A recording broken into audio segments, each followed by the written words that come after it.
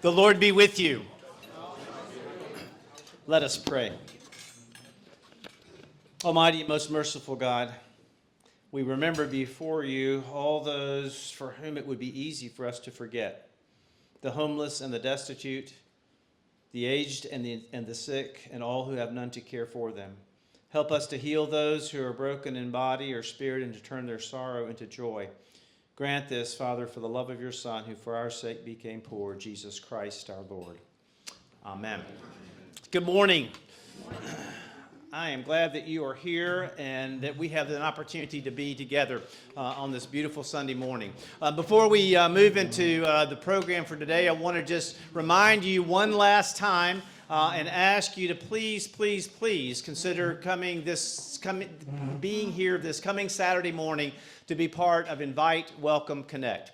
As you may have heard me say a number of times over the last several weeks, this is going to be a wonderful and unique opportunity for us to think more about how it is that we can do all three of those things in a more intentional way, and as to inviting people into the work and the ministry of this church, welcoming them when they come, and then helping them to connect in some way when they are here. So the workshop will take place this coming Saturday, November 22nd. There's information about how you can register in the bulletin today, or you can go to the website. You can also call into the office, and we'll help you get registered. But I'm not begging you, but I'm almost begging you to come and be part of this because it's so important. And it is something that's being utilized in churches all across the country with wonderful results, and everyone is invited to come and to be part of it. So I hope you'll make an effort to be here. All right, so today is the kickoff for our annual giving campaign. Our annual Giving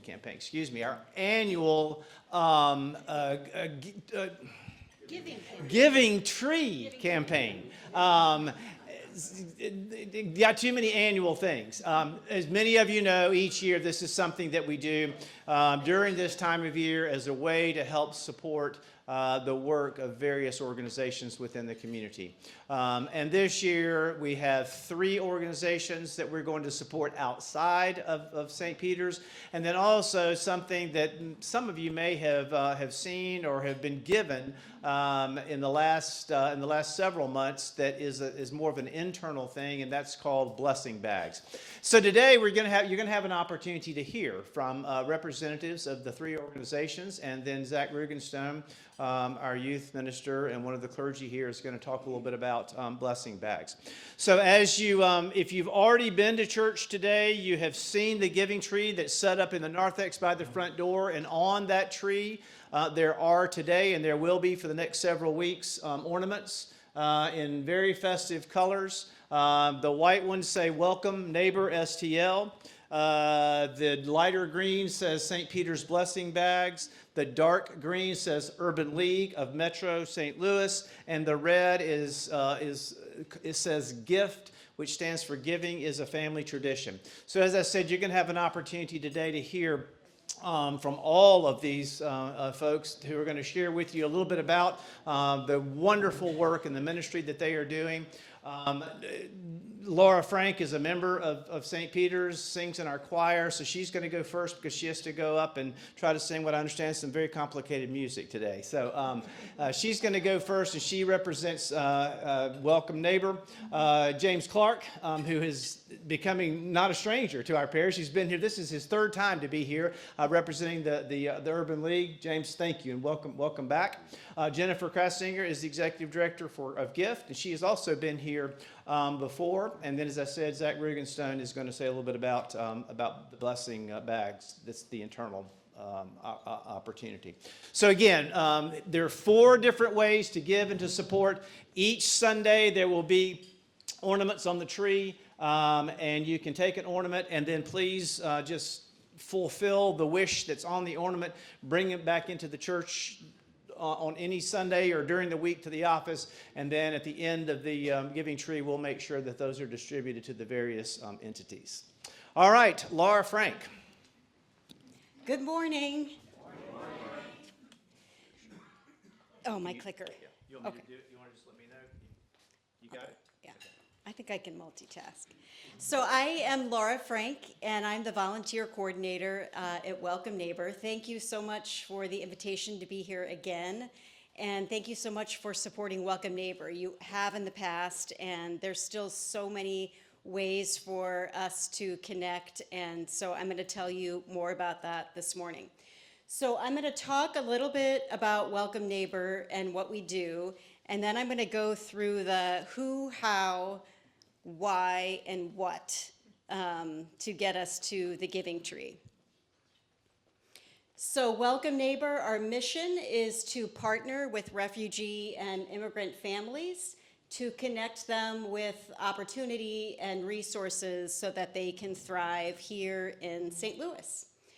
And our overall vision is to foster a community where refugees and immigrants are respected and they can flourish here in St. Louis as our neighbors. So one big question is who? Who is the primary population we're supporting? Yes, refugees and immigrants. For us, it's primarily Afghans and Syrians. That's like 90% of the population that we're supporting.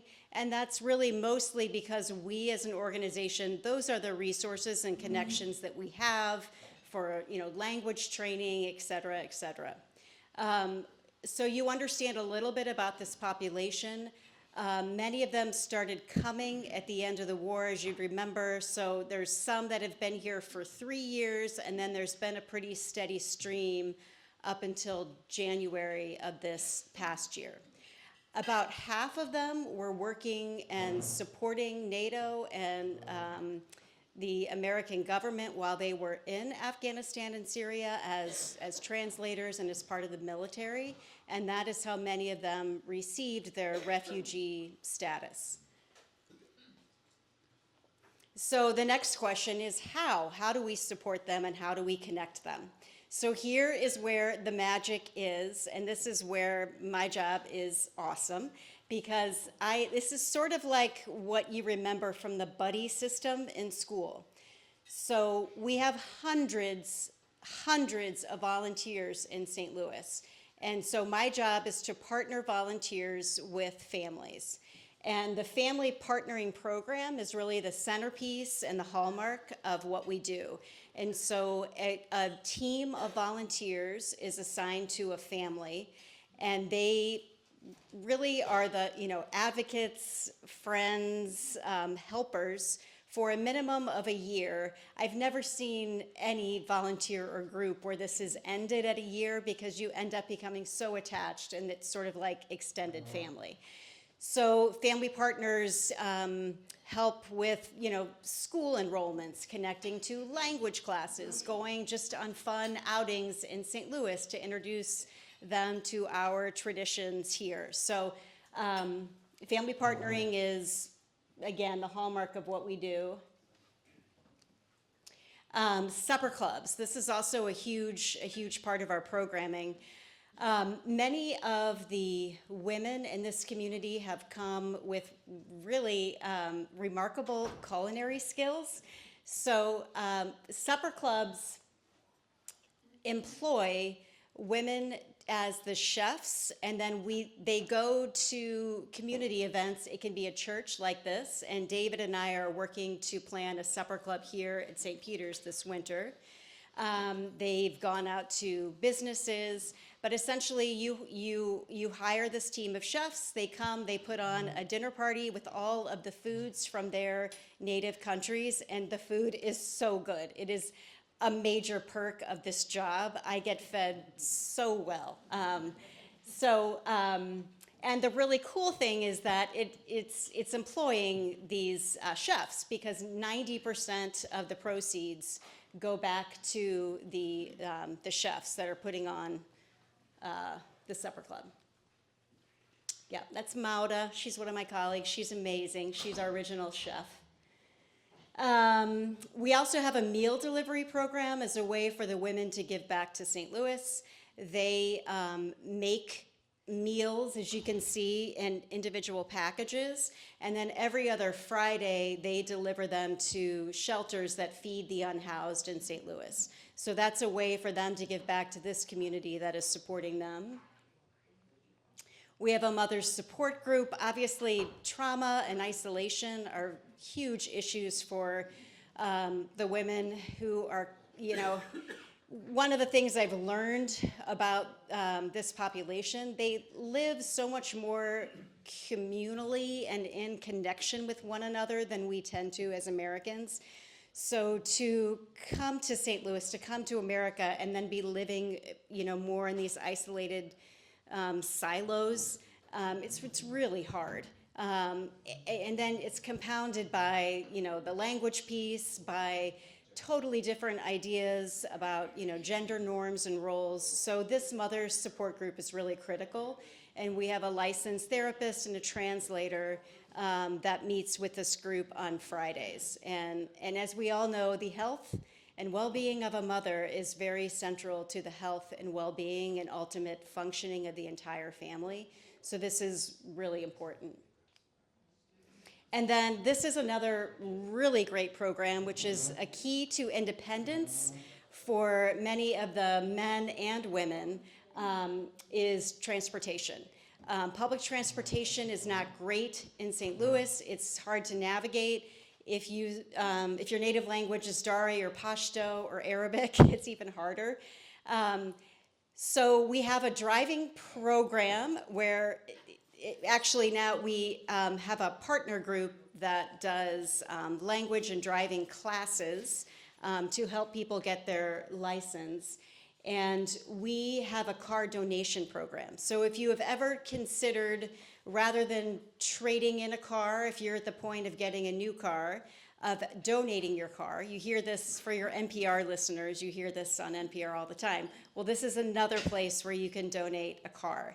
And this is like, again, it's like amazing. It's like Christmas on steroids to see someone being handed the keys to a car that is theirs. And when it's a woman, like, oh my gosh, it is joy like you have never seen before to have independence and freedom like that. So tell everyone you know, if you're ever in a position to donate a car, I am the person I will put you in touch with the right people in our organization, because it's really critical for, we require that they have a license, obviously, and a job before we give them a car.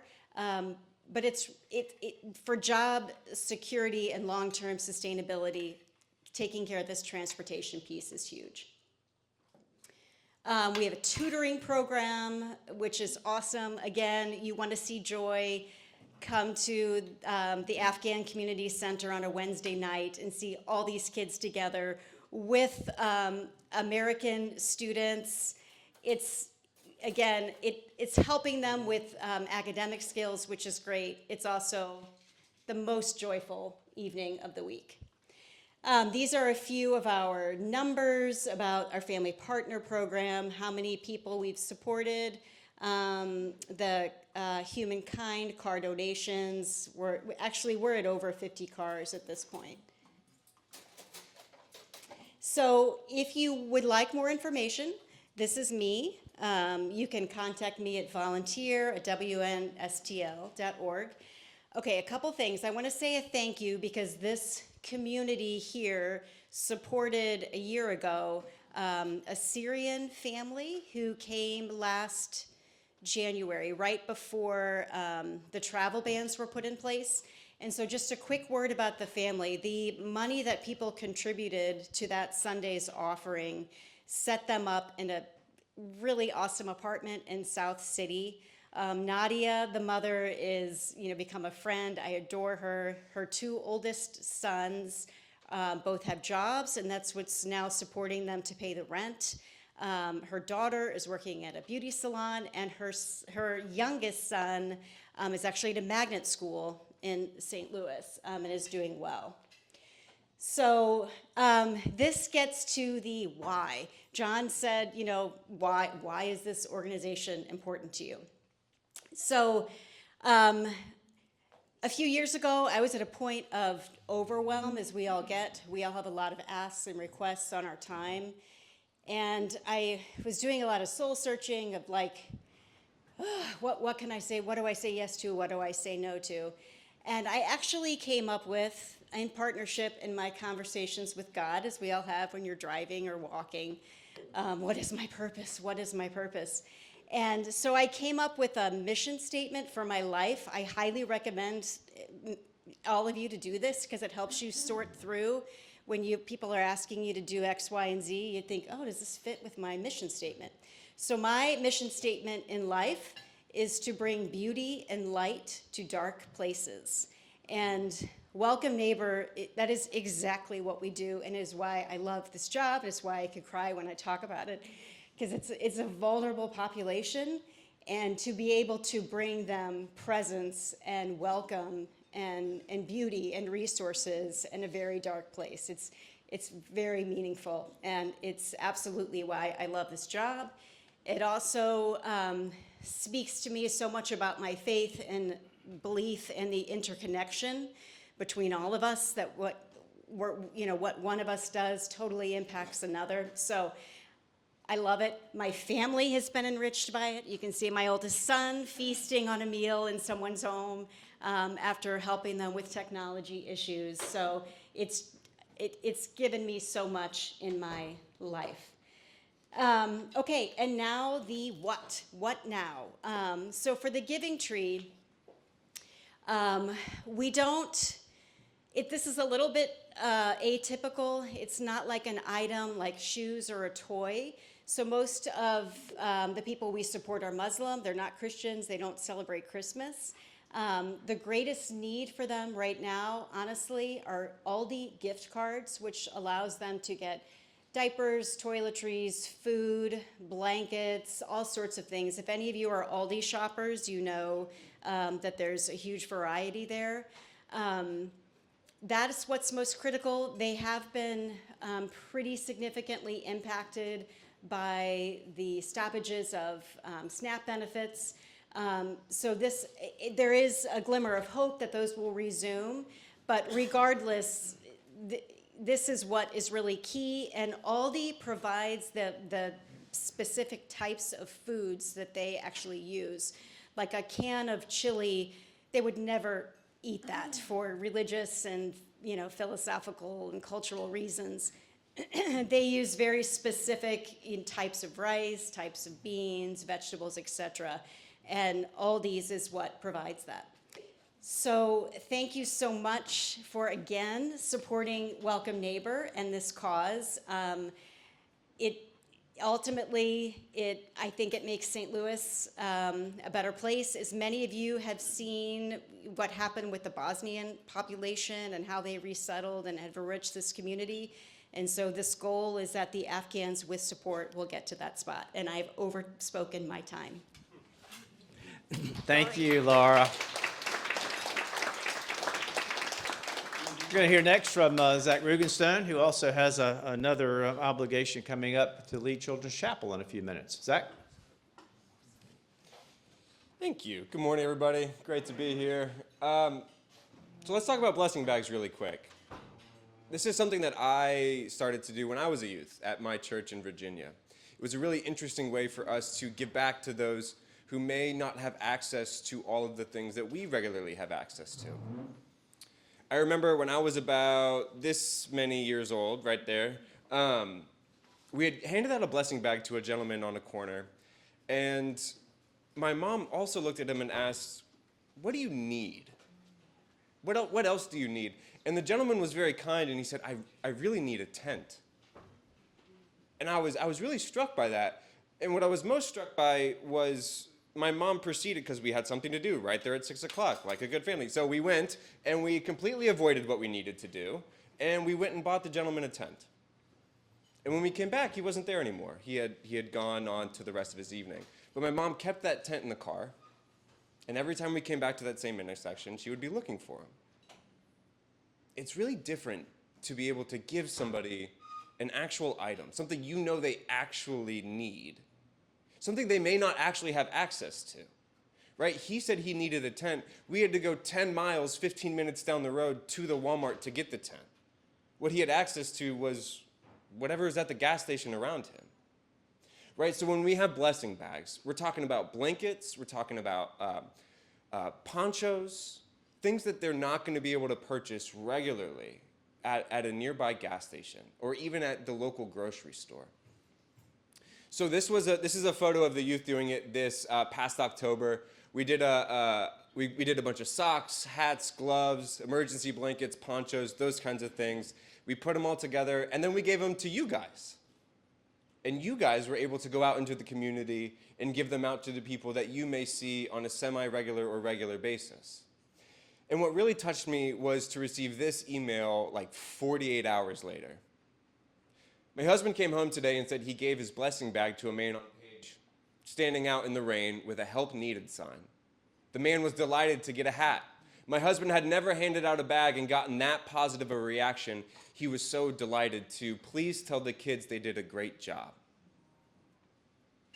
We're talking about a 30-second interaction that provided this gentleman with a hat. He knew he needed a hat, but he's standing out in the rain. He got a poncho. He got an emergency blanket. So all of these things that you will contribute through the giving tree are going to go to the youth and I being able to make these bags and then send them out in the world with them, to send you all out in the world with them, to make little impacts on our St. Louis community wherever we may be able to.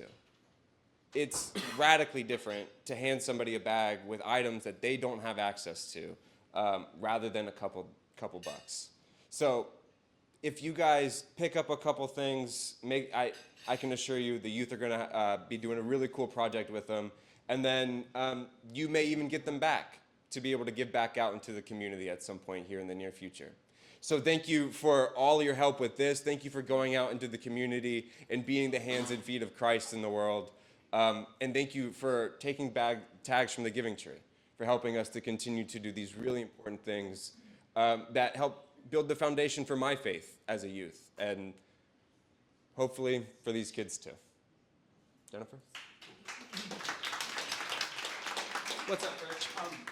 Will the tags on the tree give us a clue as to what people are looking for? Yeah, absolutely. Okay. Yeah, so the tags on the tree are going to have a list of items that are really commonly needed that those who are under-resourced or unhoused may not have access to or may be specifically requesting. So yeah, those things will be on there. You don't have to play a guessing game. And that one's for you, Rich. Yeah. That specifically has something on it that you can go and fill that. Yeah, but and that's the way it is for all the tags as well. Jennifer Krassinger, welcome back.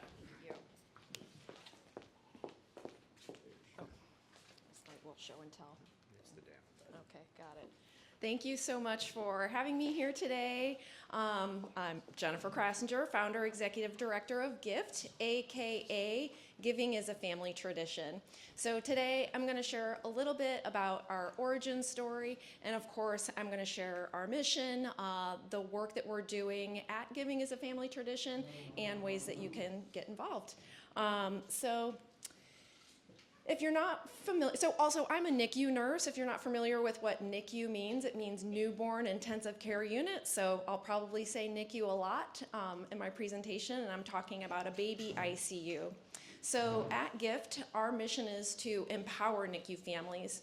We do this through providing critical infant care supplies, education, and cultivating community for NICU families here in St. Louis. Our vision is bold. We want to improve family health outcomes and reduce infant mortality here in St. Louis. I'll talk a little bit more about that as we go. And these are babies that have been in our program. All of the babies in the slide have been a part of our program at GIFT. So I do want to share, so our origins of GIFT, this time of year always kind of brings up a little bit of nostalgia, because this organization started as a holiday project around Christmas holidays. Way back in 2003, I approached a NICU social worker where I was working as a nurse and said, hey, we'd like to adopt a family for Christmas this year. So that's how things started back in 2003. I made a wish list. I sent it out to all of my friends and family, and I asked everyone, hey, can you buy one thing off of this list? And we can provide something very nice that a family who's facing one of life's most challenging moments, which is having a baby in an ICU, that we can provide a nice Christmas for them and make sure that they had everything they needed to take care of their baby when the baby was ready to come home from the NICU. So that's how things started way back in 2003. We've come a long way since then. Now we were founded as a formal organization in 2011. And I'll talk more about our program, Destination Home. But I wanted to share with you a little bit why our work is so important for NICU babies and their families. One of the most challenging things about having a baby in the NICU for a lot of families is that these are long hospitalizations. It's not unusual for a family to have a baby in the ICU for 3 or 4 months. And in fact, for the families that were referred to our program in 2024, the average length of stay was 120 days. So if you could imagine having your baby in an ICU for 4 months, it creates a lot of hardships. Of course, there are profound emotional reactions to this kind of situation. There are financial hardships that are encountered along the way. Our babies that have been in the NICU, they are more fragile than a healthy term baby, so they need more support from their parents and the community. And then, oops, that's the wrong way.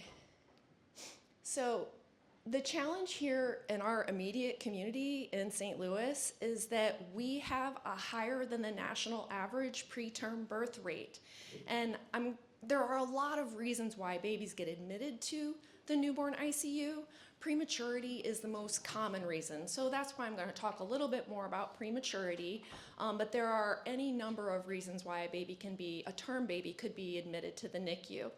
So I won't read out the statistics, but you can see that in the city of St. Louis and in St. Louis County, the March of Dimes has graded us as an F on an A to F scale in terms of our preterm birth rate.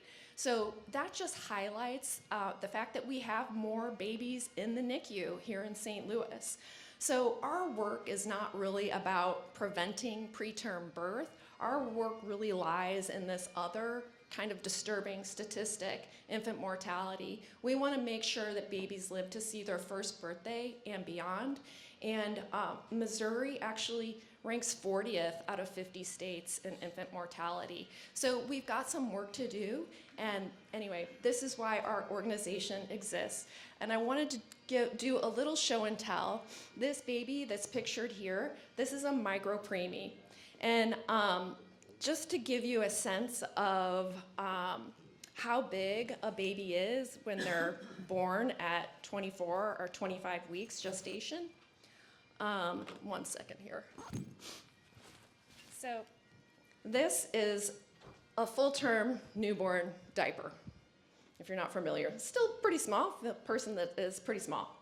So for a 24-weeker like that we see pictured here, this is a micropreemie diaper.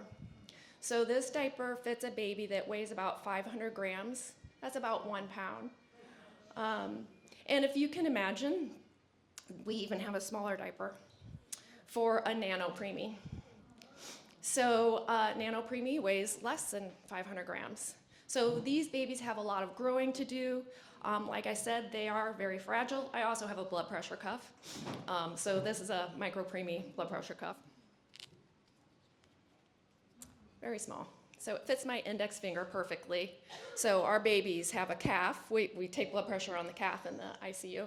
So if you can imagine a human person with a calf the size of my index finger, that's how small our babies are in the NICU. Okay, so our most impactful work, our Destination Home program.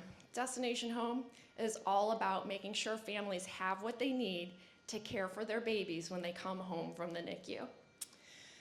It's a year-long service. Like I said, we provide supplies, education, and ongoing support to families. I want to talk a little bit about our homecoming package. It is the most impactful part of our homecoming. The most impactful piece of our Destination Home program is the homecoming package, and it is kind of like a baby shower without the party. We provide families everything they need to care for their baby. So things like cribs, car seats, clothes, feeding supplies, diapering supplies, developmental items, household cleaners, and so much more. So the homecoming package really helps families feel prepared and empowered. If you could imagine a scenario where you don't have a safe place to put your baby to sleep, or you don't have diapers, that parent or caregiver may not feel very empowered, like that they're giving their best care. So we want to make sure families can give the best care for their babies when they are ready to make that transition home from the NICU. And then our NICU advisor team is just a group of individuals who've had experiences in the NICU, and they have service projects and create opportunities and support for the families who are actually going through the situation with having their baby in the NICU. And down below, these are all the hospitals that we partner with, families that have babies in these NICUs. The social work teams in the NICUs are the ones who identify families that can benefit the most from our program. With the exception of Rankin Jordan does not have a NICU. They are a pediatric bridge hospital, and some of our babies actually go to Rankin Jordan before they come home. So oftentimes the families that are referred to us from Rankin Jordan, their child may be 2 or 3 the first time they have an outside of hospital experience. So I wanted to share a couple of testimonials from families who've been a part of our program. That one family said they went the extra mile, ensuring it wasn't just about providing help and moving on, but about ongoing support, and the extra effort meant so much. And another family, this was one of the hardest times of our lives, and you guys helped alleviate some stress. One family shared that gift was the only reason that her daughter had clothes and diapers to come home with. And then gift eased my mind in the NICU and helped us to focus on our babies. So that is really what we want our program to do, is to lift this stress. If you've ever had a child, they need a lot of different things, babies do. So when they get referred to their program, they don't have to think about how are they gonna get a crib or a car seat or any of the things they need. They can just focus on being with their baby and spending time at the hospital. And of course, these are ways that you can get involved with our organization. We have the giving tree, which we would invite you to grab an ornament off of the tree. All of those items will support families in our Destination Home program. And there's a link to our donate page if you would like to take a picture of the QR code. We welcome volunteers. Our organization really survives on the work of volunteer hours. Our distribution center over at St. Mary's Hospital is where we prepare our packages. So we're always looking for volunteers who can come in and help us with our stock and inventory, and also preparing these custom packages for our families. And then the easiest way, of course, is to find us in social media and share our work there, or sign up for our newsletter. And I do want to, I love this picture. So this boy, Caden, was the 5th family that was referred to our organization back in 2012, I believe. And I love this because he's holding a picture of himself when he was a micro preemie and also supporting our organization. And I think, yeah, so that is actually the end. These are just some of our other families that have been in our Destination Home program. And I will end actually with sharing a story, which, oh, and Lisa left. So Lisa had encouraged me to share this story, which is something that happened to me recently in my nurse job, is that just kind of highlights the impact that these circumstances have on a family. I cared for a baby in the NICU about 1.5 years ago who passed away unexpectedly after living for 4 days. And it might make me cry. And then last month, on my day off, I was thinking about this baby and thinking about this family. The next day, I went to work and I got a text from one of my colleagues who said, "I have a family here who wants to introduce you to their twins." And it was this family whose baby had passed away about a year and a half ago. And they just, so I went over to meet their twins they were in the NICU. They were 34 weeks, but they were doing great. They were healthy. And it just was like, the moment was, I don't know, it was just a really powerful moment that I thought of this baby. Then his twin sisters were born on the same day that I was thinking about him. And then the next day when I went to work, his parents remembered me specifically and wanted me to come and meet their new baby. So it really was a joyful, beautiful moment that really highlights just the journey that some of our families go on. So anyway, thank you for listening and for all of the support that this community has shared with my organization and our families. It really does mean the world to me. Thank you, Jennifer.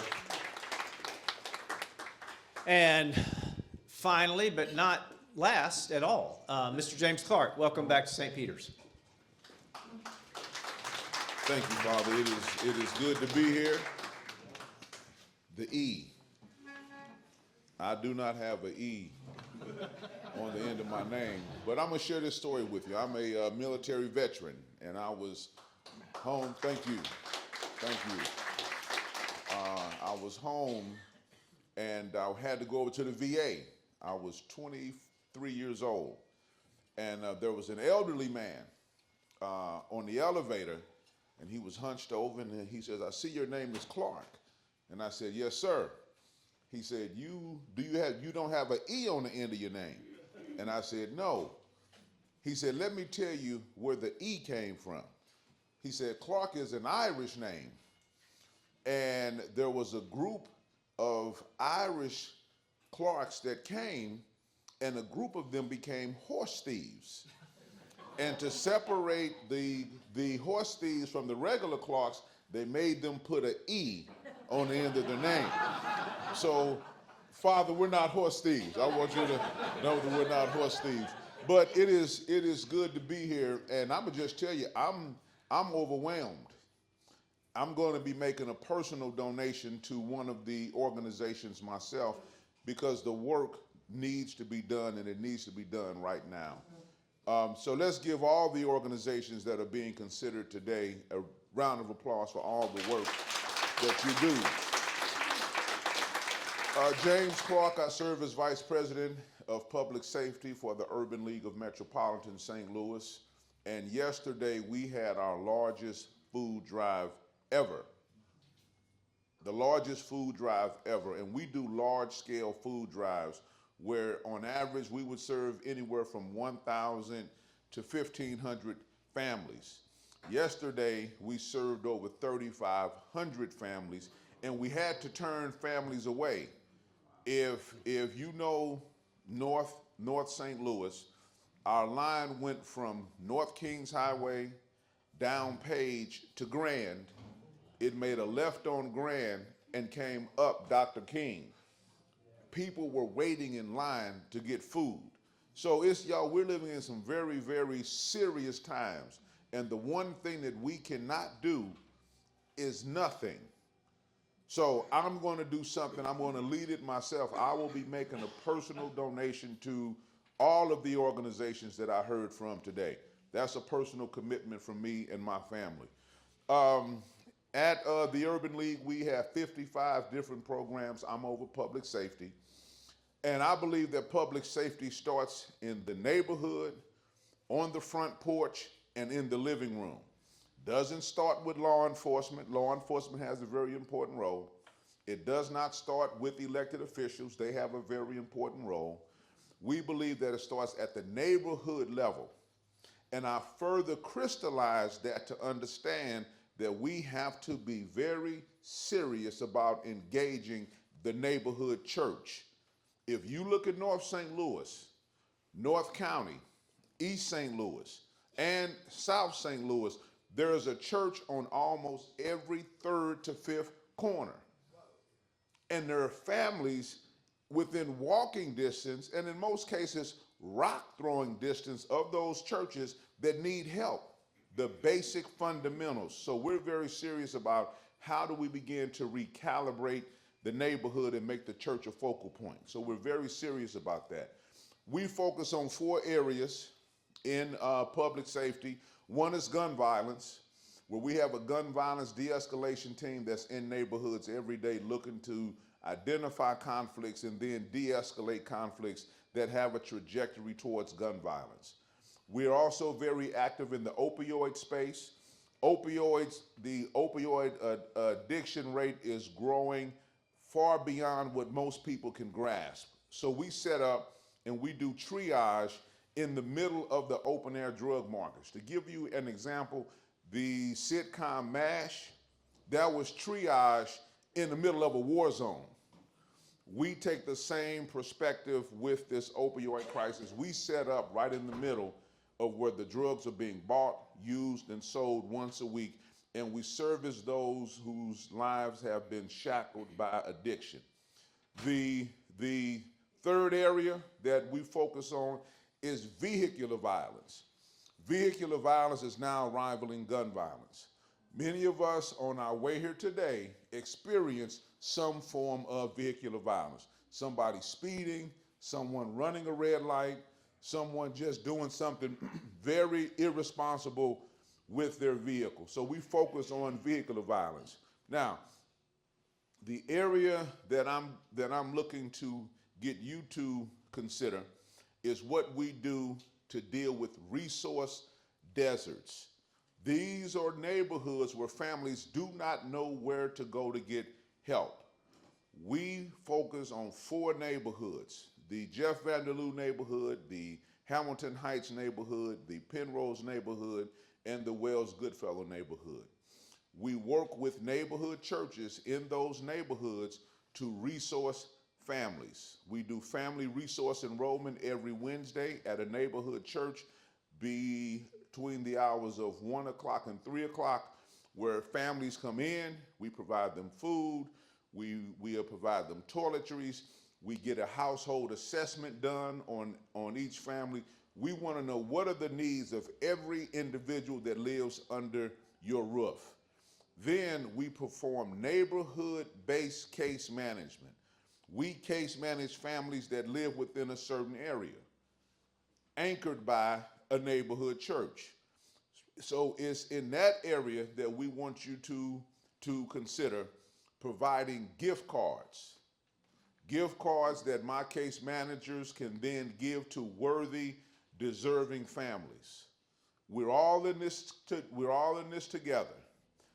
I'm so excited about this hour in St. Louis. It's really given us an opportunity to level what we thought was going to be a transition.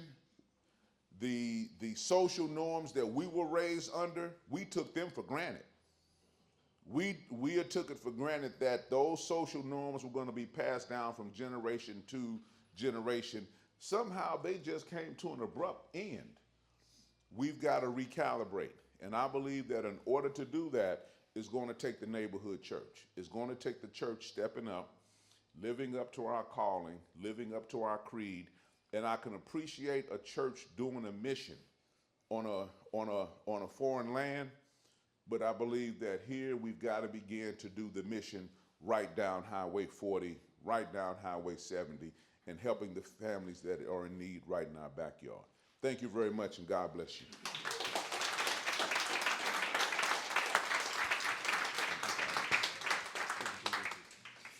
James, thank you very much. Jennifer, thank you. And Laura and Zach have already gone on to their next thing. But again, I hope that you've been inspired to take an ornament over the next few weeks off of the giving tree upstairs. But also, I hope that you have learned a little bit about some of the needs and the hopes and concerns of this area that we here at St. Peter's are working to try to address. I want to point out to you that one of the ways that we do that is through the gift of ministry that we have with our very part-time deacon, who I'm trying to make less than very part-time, Valerie Patton. As you may know, the part of what a deacon vows to do when they are ordained by a bishop is to help to communicate back to the church those needs and concerns and hopes that we've heard about today. So Valerie and I are working closely on that, and it's a privilege to have her here with us this morning. But again, thank you, James. Thank you, Jennifer. And thank you all for being part of this. God bless you.